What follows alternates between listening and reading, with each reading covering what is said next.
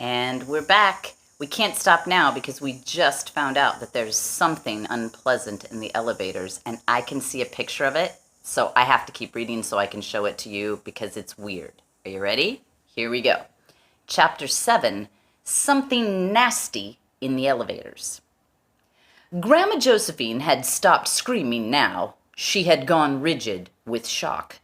The rest of the group by the bed, including Charlie and Grandpa Joe, had become as still as stone.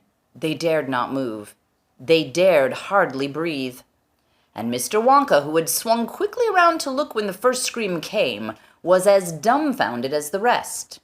He stood motionless, gaping at the thing in the elevator, his mouth slightly opened, his eyes stretched wide as two wheels. What he saw, what they all saw, was this.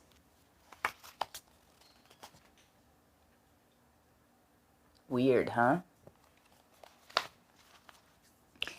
It looked more than anything like an enormous egg balanced on its pointed end. It was as tall as a big boy and wider than the fattest man. The greenish-brown skin had a shiny, wettish appearance, and there were wrinkles in it. About 3/4 up, in the widest part, there were two large round eyes, as big as teacups. The eyes were white, but each had a brilliant red pupil in the center. The red pupils were resting on Mr. Wonka.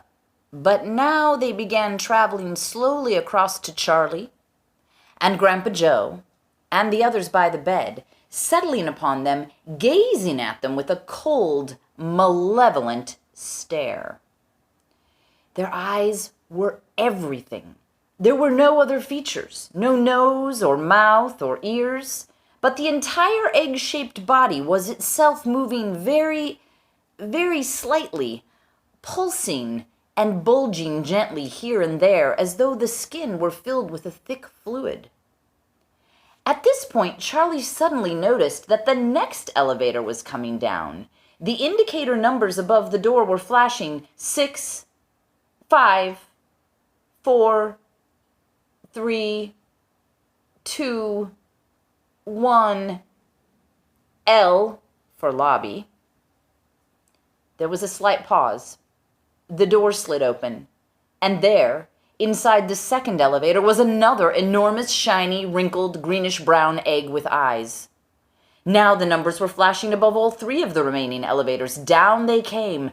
Down, down, down. And soon, at precisely the same time, they reached the lobby floor, and the doors slid open. 5 open doors now, 1 creature in each. 5 in all. And 5 pairs of eyes with brilliant red centers, all watching Mr. Wonka, and watching Charlie and Grandpa Joe and the others.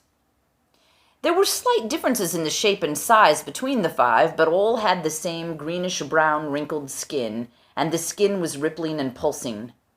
For about 30 seconds, nothing happened.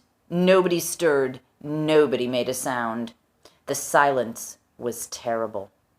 So was the suspense. Charlie was so frightened he felt himself shrinking inside his skin. Then he saw the creature in the left-hand elevator suddenly starting to change.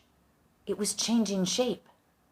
Its body was slowly becoming longer and longer, and thinner, going up and up toward the roof of the elevator, not straight up, but curving a little to the left, making a snake-like curve that was curiously graceful, up to the left and then curling over the top to the right, and coming down again in a half circle. Then the bottom end began to grow out, well, like a tail, creeping along the floor to the left, until at last, the creature, which had originally looked like a huge egg, now looked like a long, curvy serpent standing up on its tail.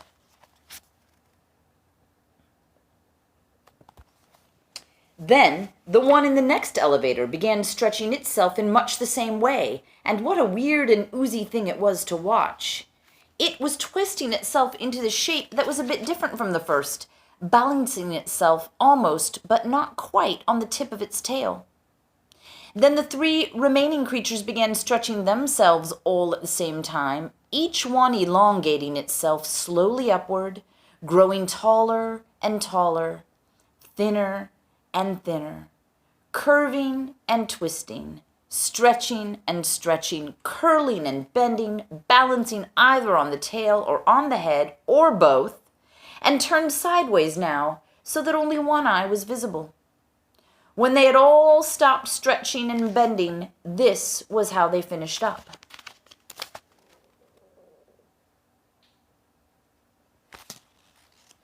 "Scram!" shouted Mr. Wonka. "Get out quick!" People have never moved faster than Grandpa Joe and Charlie and Mr. and Mrs. Bucket at that moment. They all got behind the bed and started pushing like crazy. Mr. Wonka ran in front of them shouting, "Scram! Scram! Scram!" And in 10 seconds flat, all of them were out of the lobby and back inside the great glass elevator. Frantically, Mr. Wonka began undoing bolts and pressing buttons. The door of the great glass elevator snapped shut and the whole thing leaped sideways. They were away. And of course all of them, including the 3 old ones in the bed, floated up again into the air. And that's the end of chapter 7. That should get you through Monday and Tuesday. I will make sure to get the next 3 chapters up as soon as possible. I hope you're enjoying your time. I hope you are beginning to build your natural history museums. If you don't know what I'm talking about, look on Google Classroom because we're going to be using those later. I wish you the very best, most fun day possible. Enjoy time with your family. Enjoy time with yourself. Enjoy time in nature. And we can't wait to see you. We miss you a lot. Bye.